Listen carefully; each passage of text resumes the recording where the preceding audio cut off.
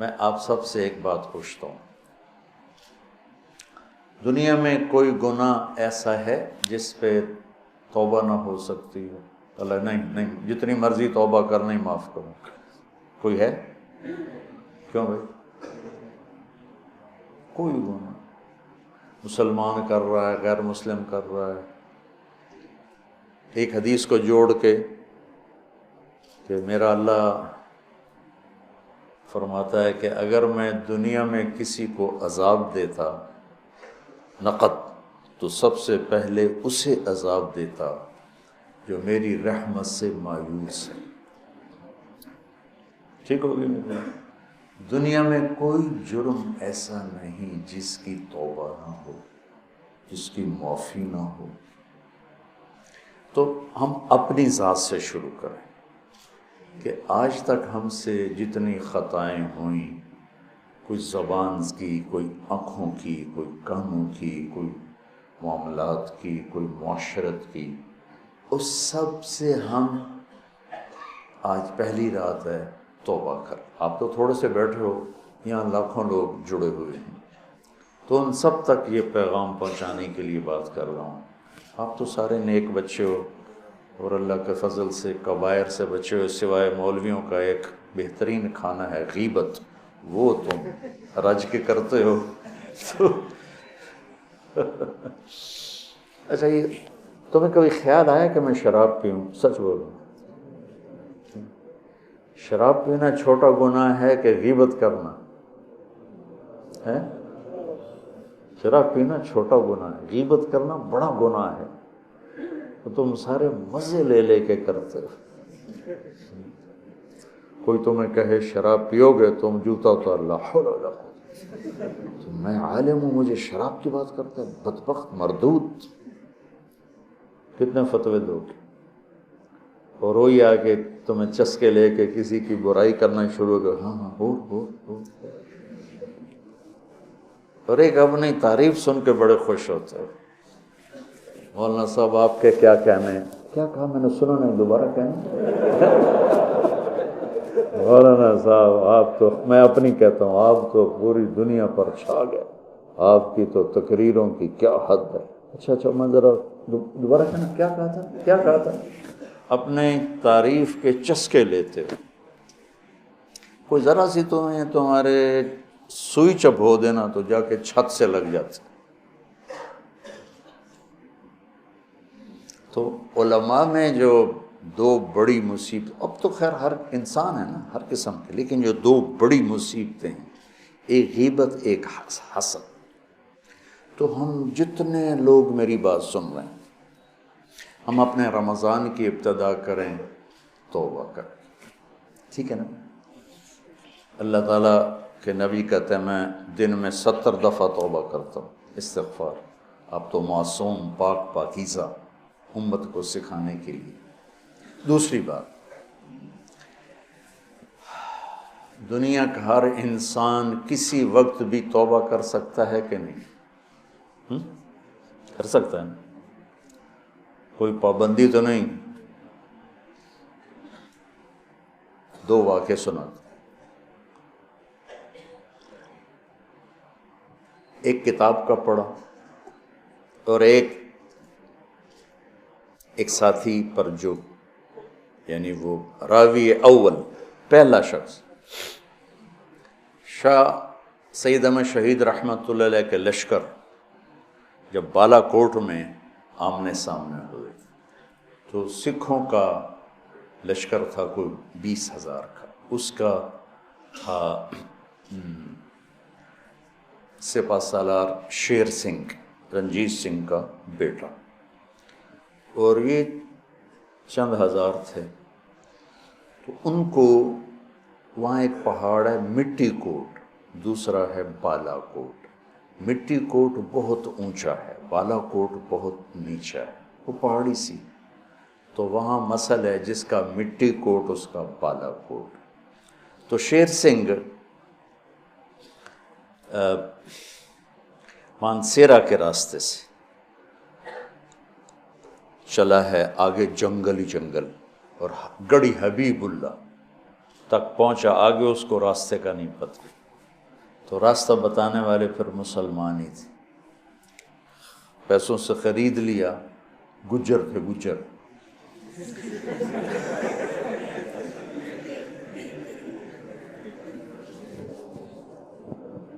تو وہ تو ہر قوم میں اچھے برے تو ہر قوم میں ہوتے ہیں، ویسے تاریخ بتا رہا ہوں تو میں کہتا ہوں ہر چیز بتاؤں، یہ تاریخ کے طور پہ بتا رہا ہوں نہ کہ برائی کے طور پہ۔ تو گجروں نے راستہ بتایا اور مٹی کوٹ پہ لے آئے، بالا کوٹ بیچ میں کھیت تھے جس میں پانی لگا ہوا تھا اور چاول کی فصل تھی۔ تو جب ادھر شاہ صاحب کا لشکر آیا اس کنارے پر اور سکھوں کا لشکر آیا اس کنارے پر اور جنگ شروع ہونے والی ہے، ایک سکھ نے دوڑ لگائی اور کھیت پاس وہ سمجھے کہ حملہ کرنے جا رہا، اس نے دوڑ لگائی اور چاول کے کھیتوں کو پار کرتا ہوا آ کر شاہ صاحب کے پاؤں میں گر پڑا، اپنا کڑا توڑا، زنار توڑیو کا مجھے کلمہ پڑھا تھا۔ شاہ صاحب نے کلمہ پڑھایا، جنگ شروع ہوئی، پہلا شہید یہ سکھ تھا۔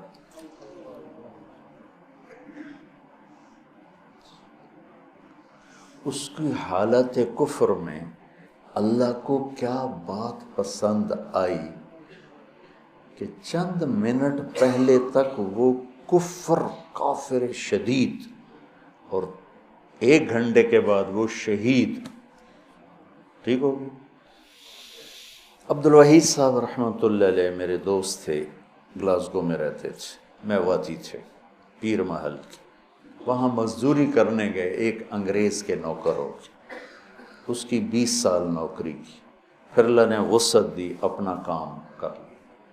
تو کبھی کبھی اس سے کہتے سر آپ یہ کلمہ پڑھ لیں مسلمان ہو جائیں، وہ ٹال دیتا تھا۔ انہوں نے آ کے اپنی جو تجارت چلائی اس میں مگن ہو گئے، رابطے گم ہو گئے۔ کئی سال کے بعد، کوئی 10-15 سال کے بعد انہیں فون آیا کہ میں تیرا پرانا باس بول رہا ہوں، میں فلاں ہاسپٹل میں ہوں، مجھے آ کے ملو۔ وہاں کوئی بیٹا بیٹی تو ہوتا نہیں ان کی تیمارداری کے لیے، تو ہمیں اللہ نے ایسا ماحول دیا ہے۔ یہ پہنچے تو وہ تکلیف میں تھا، کہنے لگا مسٹر عبدالوحید، جو بات تم مجھے کہا کرتے تھے مجھے آج پڑھا دے، سکھا دے۔ کہنے لگے میں نے اس سے کلمہ پڑھایا، اس نے کلمہ پڑھا اور اس سے اگلے سیکنڈ وہ مر گیا۔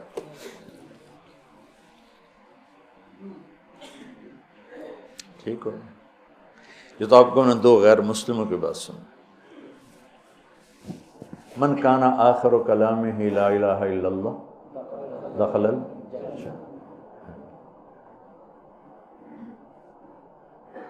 مولوی شاہ صاحب کے بھائی ساری زندگی کمیونسٹ رہے اور دہریہ ٹائپ ہو گئے، اور اسلام کے خلاف شاعری بھی کی، کتابیں بھی لکھی، اور مرنے سے پہلے 3 دفعہ کلمہ پڑھا۔ مولوی شاہ صاحب نے خود بتایا کون سی بات اللہ کو پسند آئی کہ اس کے سارے کفریات کے باوجود ایمان کو سلب نہیں فرمایا۔ ایمان والی ماں سے پیدا ہوا تھا۔ ایک سٹیج کا اداکار تھا، یہ جواد وسیم صاحب کا واقعہ، وہ ہر عیب میں سب سے آگے تھا، اور ہم کہتے ہیں ماشاءاللہ نماز پڑھتے موت آئی، قرآن پڑھتے موت آئی، اللہ کے راستے میں موت آئی۔ وہ سٹیج پر اداکاری کر رہا تھا اور دل کا اٹیک ہوا اور گر پڑا، اٹھا کے پیچھے لے گئے تو اس نے زور زور سے کلمہ پڑھنا شروع کیا اور کلمہ پڑھتے پڑھتے مر گیا۔ موت کہاں آئی؟ سٹیج پر۔ جو انتہائی غفلت کی، نافرمانی کی جگہ ہے، اور ہر عیب، ہر کبیرہ گناہ. اور جب میں کوئی چھٹی نہیں دے رہا ہوں، میں ایک بات کرنا چاہتا ہوں جس پر کہ میری طرف سے کوئی اجازت نہیں کہ جو مرضی کرو ہوتے اللہ اخیر تک. کلمہ وہی پڑھتا ہے جس کو اللہ پڑھواتا ہے.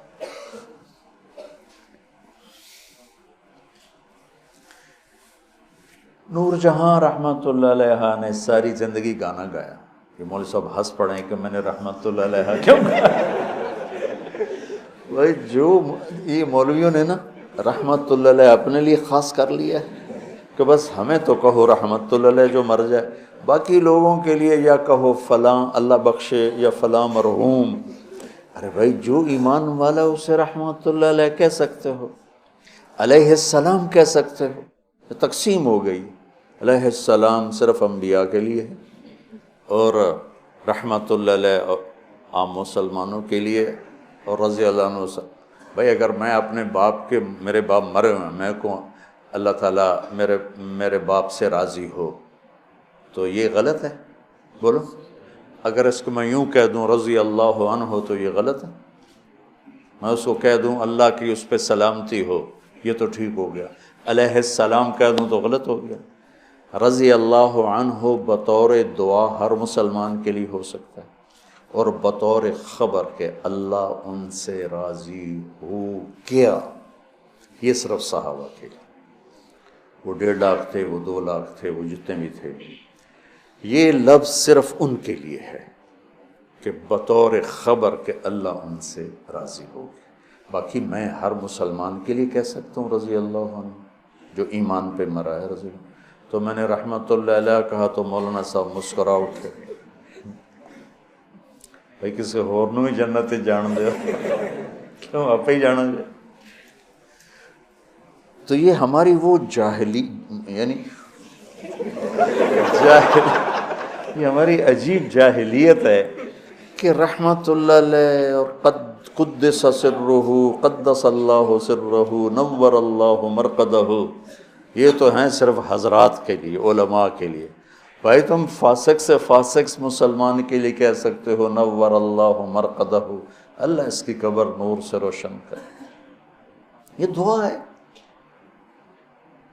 یہ ایک نا چھپا ہوا تکبر ہے، چھپا ہوا تکبر.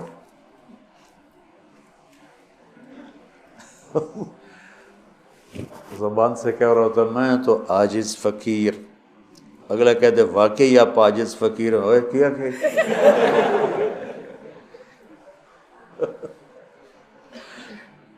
ارے بھائی اللہ کی رحمت کھلی ہے، کھلی کرو. جو مسلمان مر گئے ہیں اسے آپ بطور دعا رحمت اللہ علیہ بھی کہہ سکتے ہو، علیہ السلام بھی کہہ سکتے ہو، رضی اللہ عنہ بھی کہہ سکتے ہو. بطور خبر خاص ہے صحابہ کے لیے، اور بطور دعا سب کے لیے کہہ سکتے ہو. تو میں نے اس بیچاری کو رحمت اللہ علیہ کہا تو وہ مجھے ایسے دیکھنے لگے.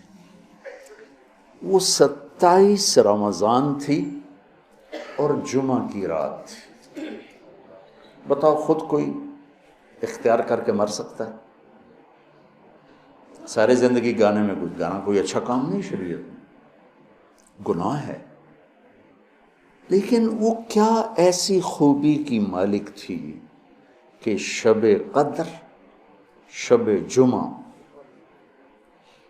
اس میں اس کی موت آئی. تو آپ اللہ کی رحمت کو شاید ہم سمجھتے ہی نہیں. اس ساری میری بات کا خلاصہ یہ ہے کہ جب ہر انسان کافر ہو، مسلم نافرمان ہو، عمل کے لحاظ سے، عقیدہ کے لحاظ سے، ہر لمحہ اس کی توبہ کی توقع ہے کہ نہیں ہے، شاید توبہ کریں. تو جب ہم نہیں جانتے کہ یہ کب توبہ کر لیں، تو پھر کسی سے نفرت کرنے کا جواز ہے.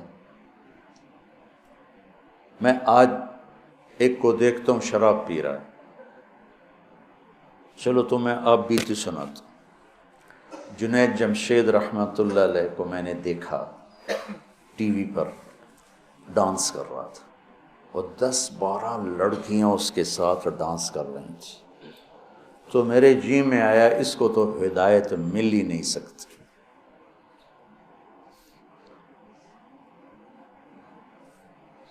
اور اللہ نے اس کی ہدایت کا مجھے ہی ذریعہ بنایا۔ صرف کوئی 4 مہینے کے بعد نظام چلا اور کیا خوبصورت زندگی لے کر گیا۔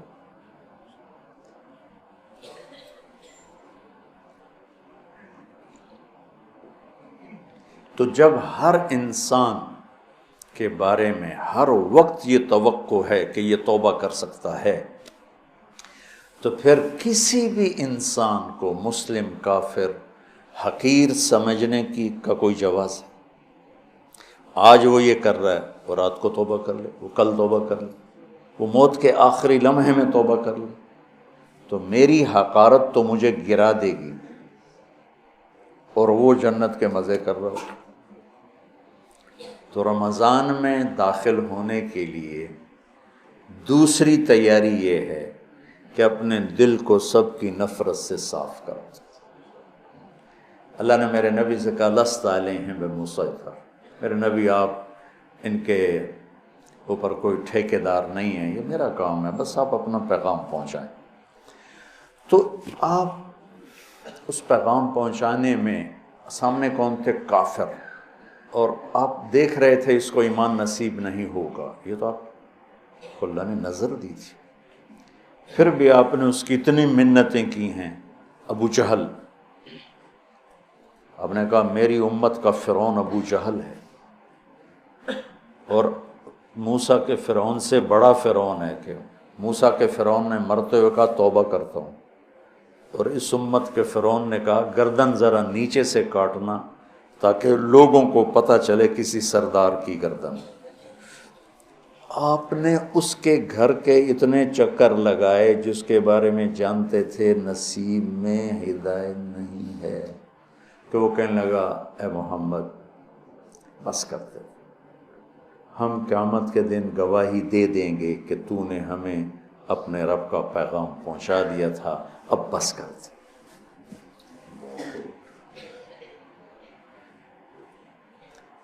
اب دیکھتے نہیں جو مریض لا علاج ہوتا ہے ڈاکٹر کہتے ہیں جب لے جائے، اس کا کوئی علاج نہیں، اس کو ہاسپٹل سے فارغ کر دیتے ہیں، گھر لے جائیں، کوئی علاج نہیں، اور میرے نبی دیکھ رہے ہیں اس کا کوئی علاج نہیں، پھر بھی اب اس کی منت کرتے جا رہے ہیں، کرتے جا رہے ہیں، کرتے جا رہے ہیں۔ کاش ہم تھوڑا سیرت کو بھی پڑھتے۔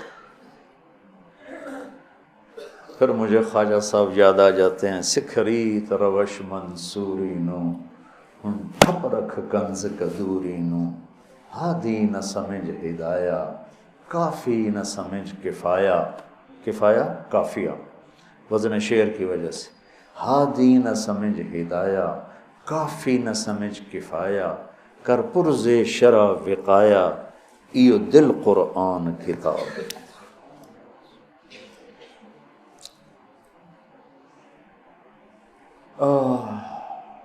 تو دوسرا کام سامعین اور آپ حاضرین کہ ہم اوروں کی نفرت سے بھی دل کو صاف کرتے ہیں۔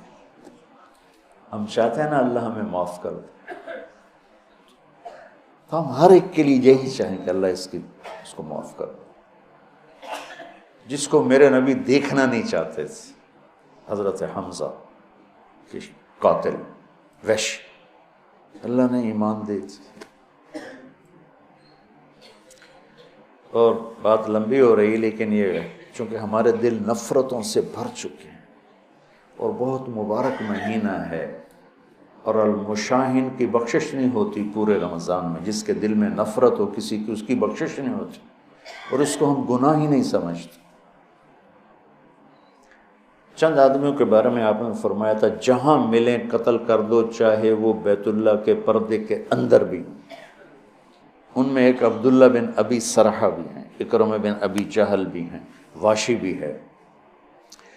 تو وہ 17 تھے، 3 عورتیں 14 مرد، اس میں سے 13 کو ہدایت نصیب ہوئی، اور 2 قتل ہوئے اور 2 کا پتہ ہی نہ چلا بھائی. عبداللہ بن ابی سرح یہ حضرت عثمان کے خالہ زاد تھے، تو وہ ان کو سفارشی بنائے. اب وہ اندر سے تائب ہو چکے ہیں، نظام اللہ کے ہاتھ میں ہے. آپ تشریف لاتے ہیں، یا رسول اللہ یہ عبداللہ آیا ہے، توبہ کرتا ہے، آپ اس سے بیعت لے لیں، کلمہ پڑھا لیں. تو آپ اس سے سر جھکائے بیٹھے رہے. پھر انہوں نے کہا یا رسول اللہ یہ عبداللہ آیا ہے، توبہ کرتا ہے، آپ اس کو کلمہ پڑھا لیں. پھر کہا یا رسول اللہ یہ عبداللہ آیا ہے، توبہ کرتا ہے، آپ اسے کلمہ پڑھا دیں. تو آپ نے اس کو کلمہ پڑھایا اور بیعت لے کر فرمایا الیس منکم رجل رشید یضرب عنقہ، تم میں کوئی سمجھدار نہیں بیٹھا تھا جو اس کی گردن اڑا دیتا؟ تم دیکھ نہیں رہے تھے کہ میں اس کا ہاتھ اپنے ہاتھ میں نہیں لے رہا تھا، تو تم سمجھے کیوں نہ، اس کی گردن کیوں نہ اڑائے؟ کہ یا رسول اللہ ہمیں پتہ نہیں چلا، آپ ہمیں اشارہ کر دیتے. تو آپ نے فرمایا نبی خیانت نہیں کرتا ہے، نبی میں خیانت نہیں ہوتی کہ میں ادھر ہاتھ بڑھاؤں ادھر تمہیں اشارہ، یہ نبی کی شان سے پاک ہے. میں قربان جاؤں اس کی رحمت پر. اور موت کیسے آئی؟ کہ مصر کے گورنر بنائے گئے حضرت عمر کے زمانے میں، حضرت عثمان کے زمانے میں. فجر کی نماز پڑھا رہے تھے، نماز کے بعد ایک طرف سلام پھر السلام علیکم ورحمۃ اللہ، اور دوسری طرف پھیرنے سے پہلے ہی گر کے انتقال ہو گیا. ان کا تو صحابی ہونا ہی کافی تھا، لیکن اگر موت کیسے؟ تو جب اللہ فیصلہ فرماتا ہے تو اللہ کے نبی 3 دفعہ رکے رہے، پھر آپ نے بیعت لی. تو لہٰذا میرے عزیزو، سامعین، حاضرین، سب سے دل صاف کر دو، سب سے نیت کرتے ہو. میری جو تم میرے بچے بیٹھے ہو، میں اب اس عمر میں تم سے کیا فخر کروں گا. میرے سر کے درد کا ایک سبب یہ بھی ہے کہ میں سارا دن اس بدبخت سے لڑتا ہوں. کبھی ادھر سے کمی آتی ہے، یہ نہیں کہ کمی آئے گی نہیں، کبھی ادھر سے نفرت آتی، ادھر سے کمی آتی، اور میں جھاڑو لے کے اسے صاف کرتا رہتا ہوں. یا اللہ میرے دل میں کسی کی نفرت نہیں. سوتے ہوئے میں کہتا ہوں یا اللہ میرے دل میں کسی کا بغض نہیں. میں نے اپنے دل کو سب سے صاف کیا، صاف کیا، صاف کیا. آپ کو پتہ جب آدمی مشہور ہوتا ہے تو محبت کرنے والوں کے ساتھ تیر انداز بھی آ جاتے ہیں. وَنَصَبْنَنِي غَرَضَ الرُّمَاةِ تُصِيبُنِي مَحْنٌ أَشَدُّ عَلَى السُّيُوفِ مَضَارِبًا، کہ مجھے ایسے تیر مارے زمانے نے کہ میرے جگر کے پار ہو کے ٹکڑے ٹکڑے کر دی. متنبی. تو تعریف ہوتی ہے تو برائی بھی ہوتی ہے. لوگوں نے نبیوں کو ذرا غور کرنا، ان کیا طاقت ہے؟ ہو لام، انہو لساحر کذاب، جملہ اسمیہ. کائنات کے سب سے سچے کو کہا جا رہا ہو تو ہمیشہ کے لیے سب سے جھوٹا ہے. تو کیا گزرتی ہوگی میرے نبی کے دل پر. تو میرے عزیزو، انشاءاللہ اللہ نے جتنی توفیق دی کتاب اللہ سے مضمون بات ہوتی رہے گی. لیکن نماز کے لیے وضو ضروری ہے کہ نہیں؟ وہ ایک اب بیٹھے ہوئے پٹھان بھی اس لیے ناراض ہو جائیں گے لہذا میں ویسا کہتا ہوں، ایک آدمی بھاگا بھاگا آیا اور نماز میں شریک ہو کے تو انہوں نے کہا شکر ہے وضو نہیں کیا تو نماز مل گیا، وضو کرتا تو نماز چلا جاتا. تو مجھے بتاؤ رمضان کا وضو کیا ہے؟ آج اللہ نے یہ مضمون آپ کے مولانا زبیر صاحب نے مجھے اس کی طرف متوجہ کیا، اپنے نمبر نہیں بناتا، ان کے بھی بناتا ہوں، انہوں نے مجھے متوجہ کیا کہ رمضان کی تیاری کیسے ہو، یہ تھوڑا پہلے بیان ہو جائے۔ تو پھر یہ باتیں اللہ تعالیٰ نے اپنے فضل سے موقع کی۔ رمضان کی تیاری توبہ کرنی ہے، ٹھیک ہے نا؟ رمضان کی تیاری سب کی نفرت سے دلوں کو پاک اور صاف کرنا ہے کہ پتہ نہیں کب کس 100 آدمیوں کے قاتل کو جو اللہ نے معاف کر دیا، سیاہ ستہ کی روایت۔ تو کون کس وقت توبہ کر لے کچھ پتہ نہیں۔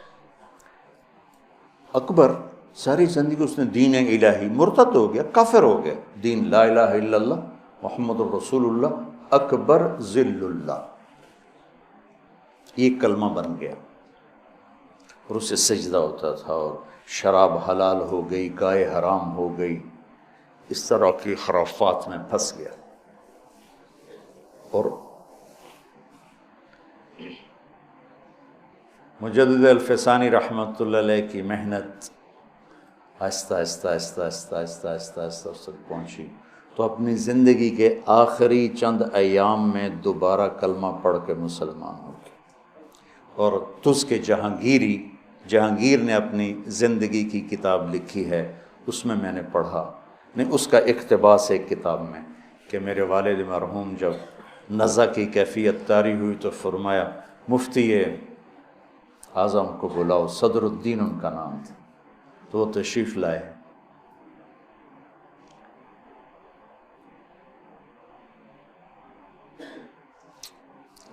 اللہ کی رحمت کو تنگ نہ کرو، گھٹن نہ پیدا کرو، بڑی وسیع ہے۔ رحمتہ وسعت کل، ان رحمتی وسعت کل شیء۔ کہا مفتی صاحب سورہ یاسین پڑھیں، تو انہوں نے سورہ یاسین پڑھنی شروع کی۔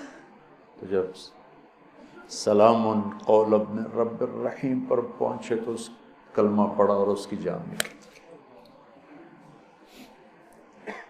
300 بیویاں تھیں اس کی، 300۔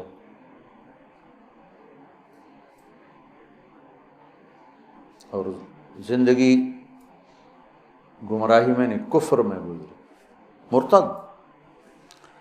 اندر کون سی چھپی ہوئی خوبی تھی کہ یوں موت آ رہی؟ تو رمضان کی تیاری کا، روزے تراویح تلاوت کر کر کر کر کر کر کر تھک ہار کے آخری دن بھی خالی بیٹھے ہوں اور بخشش نہ ہو، کلتی نقضت غزلها من بعد قوت انکاثا، وہ تو نہ ہو جائے۔ تو دوسرا کام کیا ہے بھائی؟ سب سے اپنے دل کو صاف کرنا ہے۔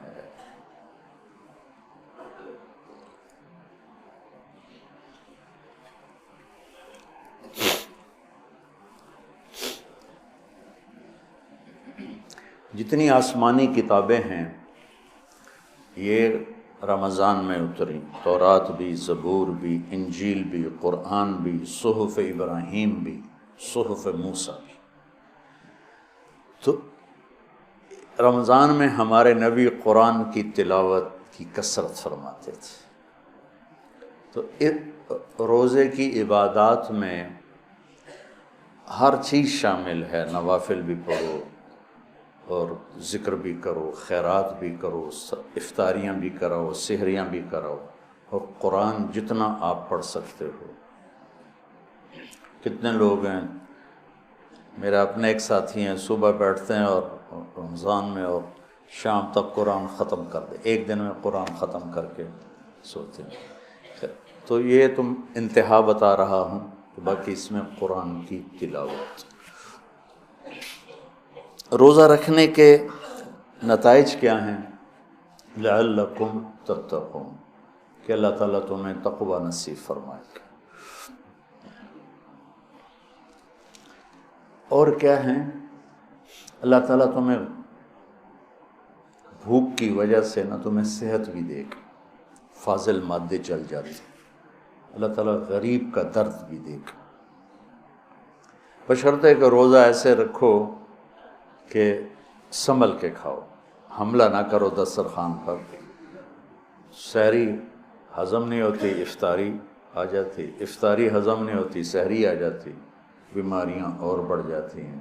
آپ جوان ہو، بھوک رکھ کے کھاؤ تاکہ آپ کو بھوک لگے، پیاس لگے، آپ کو جہنم کی بھوک یاد آئے، ہمیں جہنم کی پیاس یاد آئے، ہمیں غریب کا دکھ یاد آئے. ہندوستان میں تھا 82 میں، نظام الدین میں 2 مہینے رہا. تو میں صبح سیر کرنے جاتا تھا تو واپس آتا تھا. تو ایک دفعہ میں دوپہر کے وقت نکلا تو وہ وہاں گداگر بیٹھے ہوتے تھے، گداگر. تو وہ کہنے لگا بابا اللہ کے نام پہ دے دو. میں نے کوئی 1 روپیہ دیا اس وقت. کہنے لگا بیٹا روٹی کھلا دو. میں نے کہا آ جاؤ. میں نے اس کو ساتھ لیا، ہوٹل تھے مرکز کے سامنے. میں نے کہا کیا کھاؤ گے بابا جی؟ کہنے لگا بریانی کھاؤں گا. تو میں نے آڈر دیا، وہ کھانے پر ایسے گرا اس کو دائیں بائیں کا ہوش ہی نہیں. میں اور منگاتا رہا، اس میں ڈالتا رہا، اس کو نہیں پتہ چلا. یوں اور کھائے جا رہا. کھاتے کھاتے جب پوری طرح اس کا پیٹ بھر گیا، پھر اس نے سر اوپر اٹھایا، کہا الحمدللہ بیٹا آج 3 دن کے بعد کھانا کھایا. آج 3 دن کے بعد.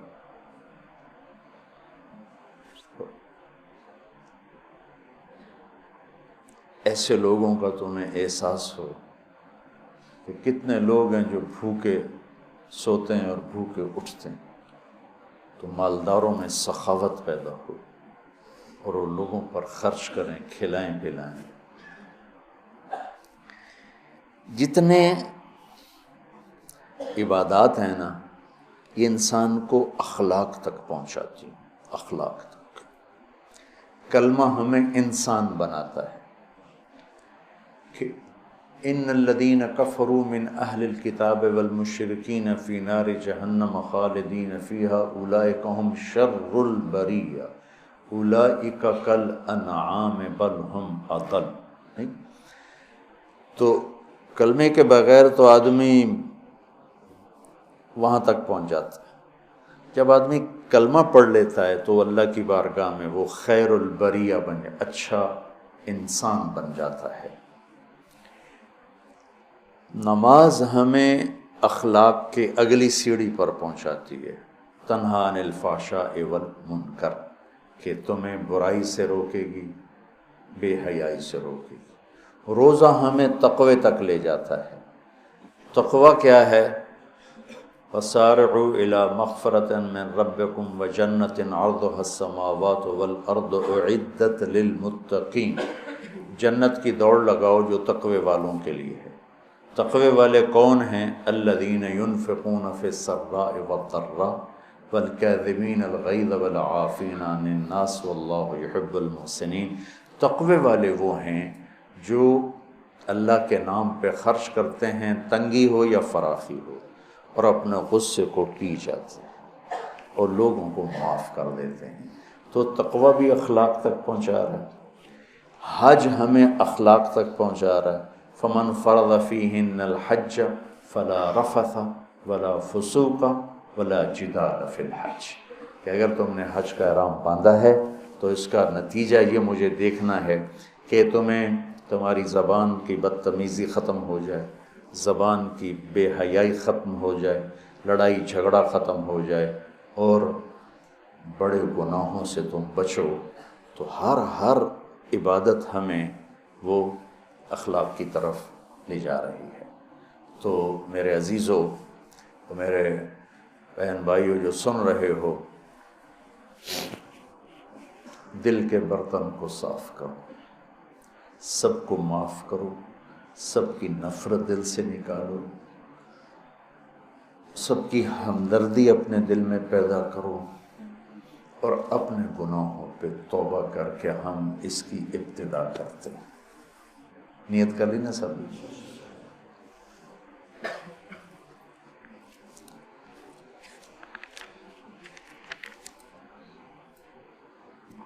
بسم اللہ الرحمن الرحیم۔ سورۃ فاتحہ میں اللہ کا تعارف ہے۔ اللہ تو کہہ رہا ہے میں مہربان ہوں، میں رحیم ہوں، میں پالنے والا ہوں، محبت کرنے والا ہوں، اور ہم نے اللہ سے ڈرا ڈرا ڈرا کے لوگوں کو ویسے ہی بددل کر دیا ہے، مایوس کر دیا ہے اور خوف زدہ کر دیا ہے۔ سورۃ فاتحہ کے بارے میں حضرت علی رضی اللہ تعالیٰ عنہ کا ارشاد عالی ہے، اگر میں سورہ فاتحہ کی تفسیر لکھاؤں تو 70 اونٹوں پہ لا دی جائے گی۔ 70 اونٹوں پہ یعنی ہر آیت کے لیے 10 اونٹ۔ 70 سے مراد 70 نہیں ہوتا، بے شمار، عربی میں بے شمار اونٹ۔ اور بطور ثبوت ایک واقعہ کہ ایک دفعہ تشریف فرما ہوئے اور فرمانے لگے آؤ میں تمہیں بسم اللہ کی تشریح کرو، بسم اللہ الرحمن الرحیم۔ اور عربی وہ زبان ہے جس کے حروف کے بھی مطالب اور معنی ہوتے، واو کے مطلب ہیں، با کے مطلب ہیں، تا کا۔ تو بسم اللہ کی با پہ عشاء کی نماز کے بعد درس شروع کیا، فجر کی اذان ہو گئی، با کا کبھی سفر طے نہیں ہوا تھا۔ تو میں کیا کروں گا، یا میں کیا کر سکتا ہوں، ادنا سا طالب العلم۔ لیکن اس میں ایک چیز تو میرے اللہ کا تعارف ہے۔ اللہ ہمیں مہربان کر کے رب، اللہ یہ بھی تو کہہ سکتا تھا الحمدللہ جبار السماوات والارض، الحمدللہ قہار السماوات والارض، سب تعریفیں اللہ کی جو سارے جہان پر جبار ہے، قہار ہے، غالب ہے، بادشاہ ہے، رب۔ اسماء حسنہ جو آئے ہوئے ہیں نا 99، 33 نام اس رب کے، اس لیے رب کا نام اسماء حسنہ میں نہیں ہے، رب آپ دیکھیں نہیں، لیکن المنتقم کو چھوڑ کر، المنتقم کو چھوڑ کر باقی ہر میرے رب کی صفت میں رب کا مطلب پایا جا رہا، اس لیے اس کو اللہ نے اس میں، میرے نبی نے اس میں ذکر ہی نہیں کیا ہے کہ اتنا ہیوی ویٹ لفظ ہے جس کو اللہ تعالیٰ نے اپنے تعارف کے لیے پسند کیا کہ مجھ سے ڈرو نہیں، میں تو تم سے پیار کرتا ہوں۔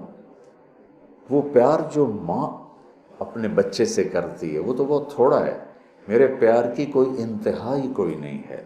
ماں کا پیار تو مختصر سا ہوتا ہے، اور میرا تم سے پیار لامحدود ہے۔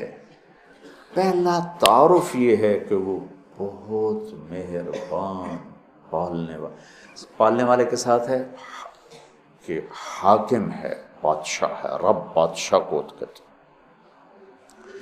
انہو ربی احسن مثوایا، یوسف علیہ السلام، انہوں نے عزیز مصر کو کہا انہو ربی، وہ میرا بادشاہ ہے، اور اس نے مجھے یہاں بہت اچھا رکھا ہے، میں خیانت نہیں کر سکتا۔ بادشاہ، مہربان، رحیم، پالنے والا۔ اور قرآن کو ختم کیا قل اعوذ برب الناس، رب سے شروع کر کے رب پہ جا کے ختم کیا۔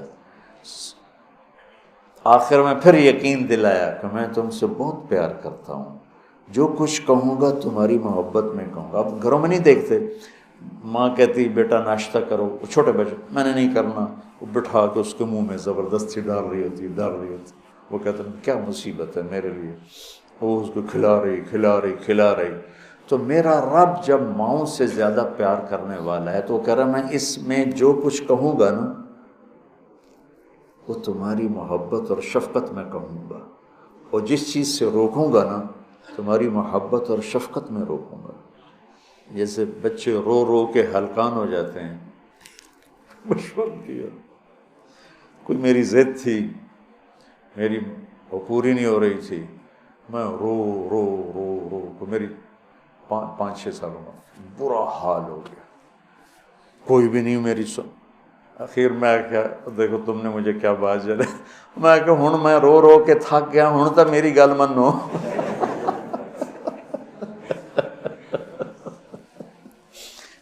نہیں مانی گئی، کیوں؟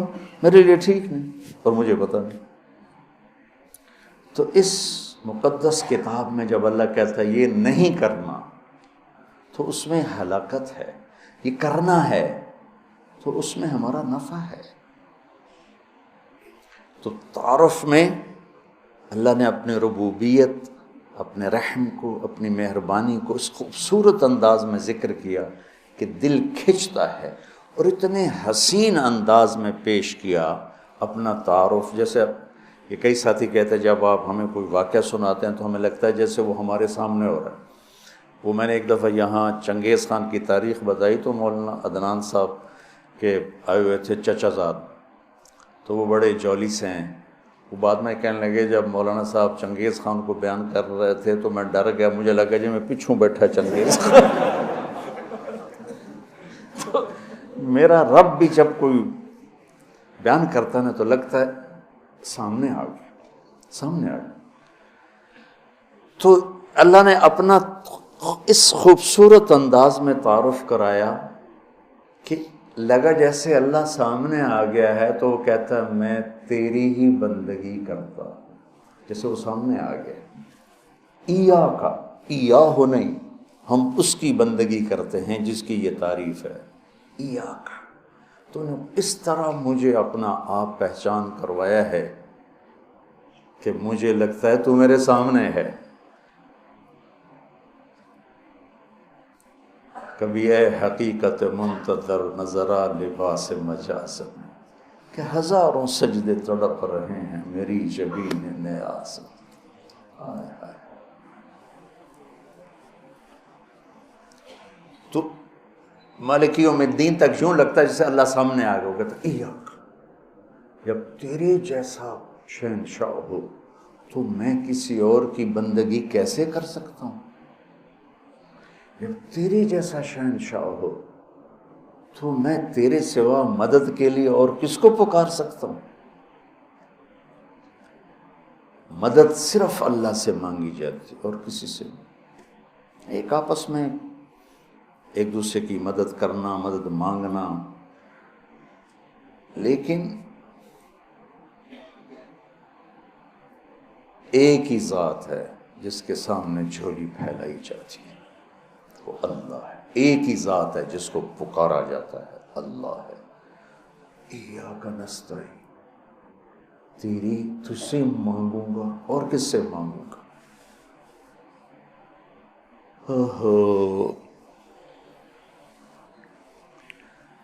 اور اللہ نے سب سے کہا ہے سب کی سنوں گا۔ ہمارے جی حالت ہے نا، وہ جی ساڈی سندا نہیں تہاڈی موڑدا نہیں۔ ارے بھائی بے نیاز ہے اور مہربان ہے، جس کی چاہے موڑ دے، اس میں کیا؟ تم مانگنے والے بنو، وہ دینے والا ہے، لیکن پکارو اسی کو۔ وَإِذَا سَأَلْتَ فَاسْأَلِ اللَّهَ وَإِذَا اسْتَعَنْتَ فَاسْتَعِنْ بِاللَّهِ۔ جب مانگنا ہو اللہ سے مانگ، اور جب مدد کے لیے پکارنا ہو تو صرف اللہ کو پکار، اللہ کے سوا کوئی مدد کرنے کے قابل نہیں۔ ایاک نعبد و ایاک نستعین۔ مجھے یاد آ گیا، پڑھا تھا کہیں کہ ساری آسمانی کتابوں کا خلاصہ ہے قرآن، اور قرآن کا خلاصہ ہے سورۃ بقرہ، اور سورہ بقرہ کا خلاصہ ہے سورہ فاتحہ، اور سورہ فاتحہ کا خلاصہ ہے ایاک نعبد و ایاک نستعین، ایاک نعبد و ایاک نستعین۔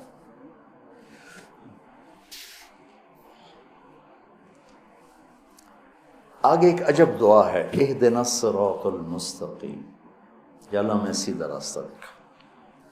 جتنے انسان کے علاوہ مخلوق ہے وہ ماں کے پیٹ سے صحیح زندگی گزارنا سیکھ کے آتے، اللہ کی طرف سے ان کے اندر یہ چیز ڈلی ہوتی، ان کو پیدا ہوتے ہی پتہ ہوتا ہے یہ کھانا ہے یہ نہیں کھانا، ادھر چلنا ہے ادھر نہیں چلنا، یہ دشمن ہے یہ دوست۔ آج پہلے دن چوہا اپنی بل سے نکلا، اپنی کھڈ سے نکلا، سامنے بلی دیکھی بھاگ کے واپس آیا۔ اس کو اماں نے تو نہیں بتایا تھا کہ بلی تینوں کھا جائے گی،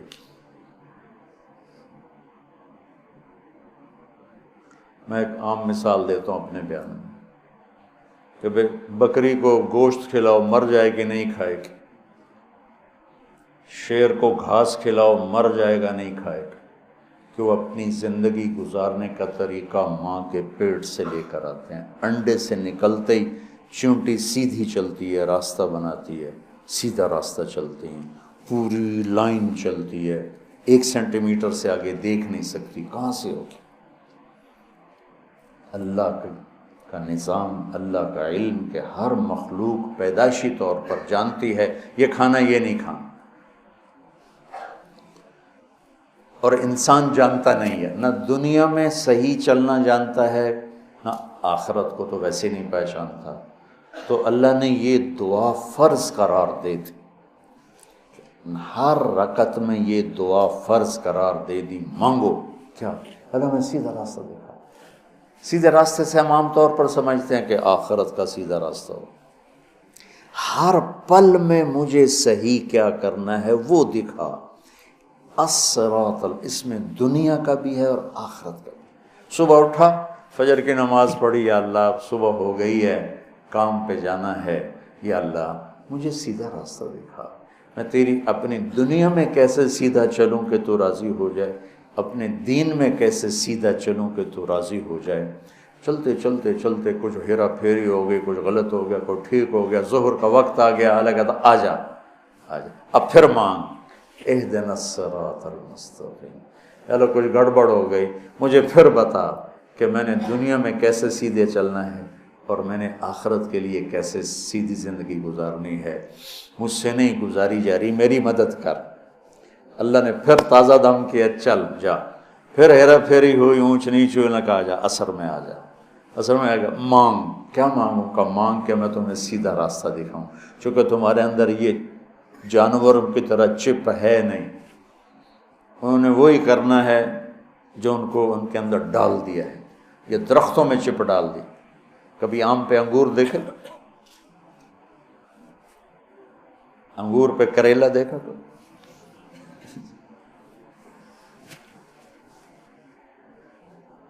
کبھی شیشم پہ پھل دیکھا؟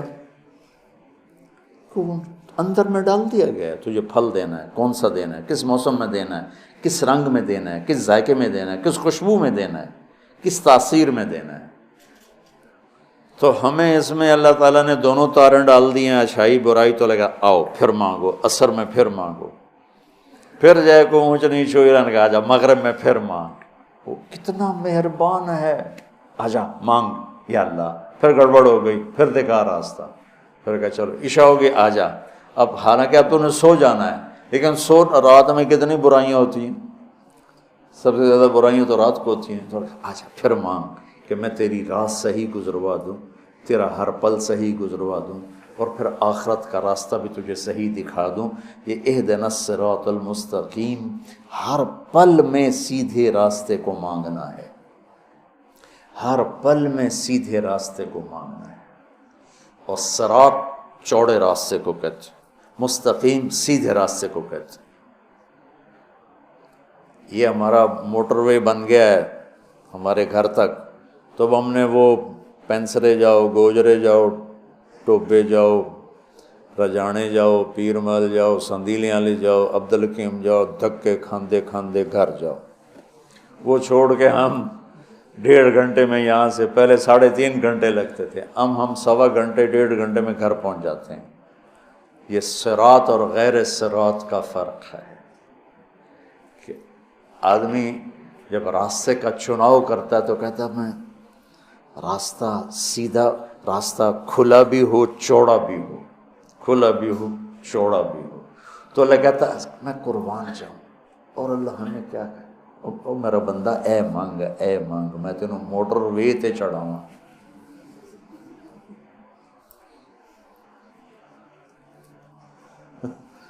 میں تجھے موٹر وے پہ چڑھانا چاہتا ہوں، تو بولے دی جھگی دی گلیاں پھردا کرنا،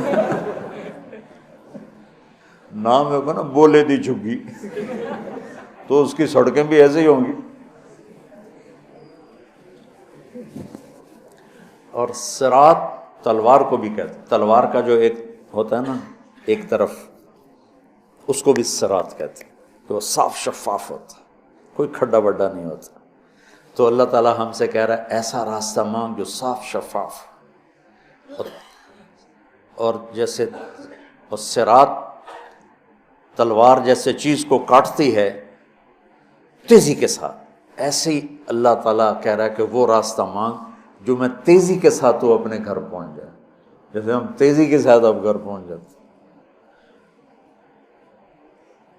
اور مستقیم، ٹیڑھا میڑھا نہ ہو، سیدھا سرسبز ہو، سرسبز ہو،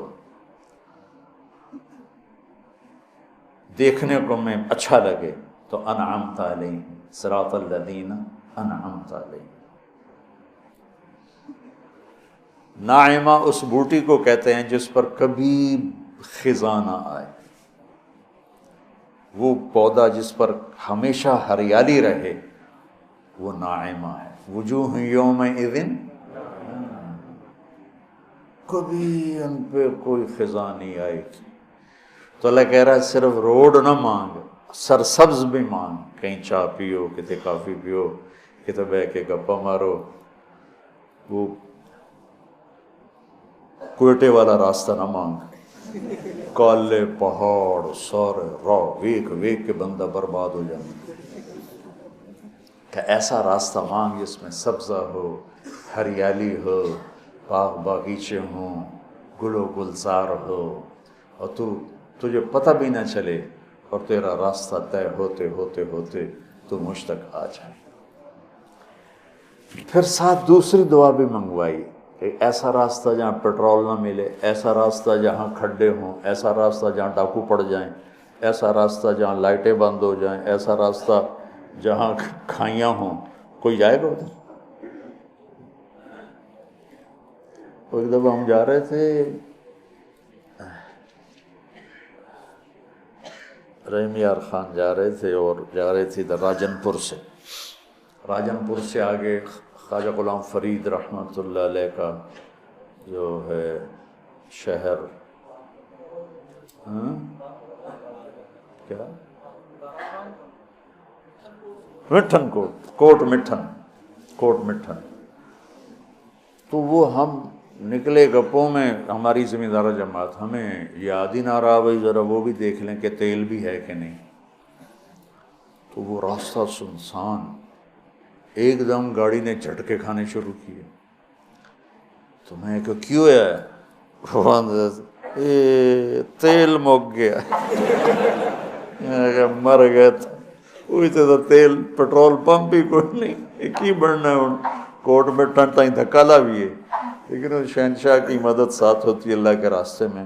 ہماری گاڑی اپنے دھکے میں چلتے چلتے دیکھا تو آگے پیٹرول پمپ، اس پہ چڑھ گئی تو ہم نے اللہ کا شکر ادا کیا۔ تو ایسے راستوں پہ کون جانا مانگتا ہے؟ تو غیر المغضوب علیہم ولا الضالین، یا اللہ وہ راستہ نہ ہو جس پہ نہ پیٹرول ملے، نہ روٹی ملے، نہ پانی ملے، نہ چائے ملے، نہ نسوار ملے۔ تو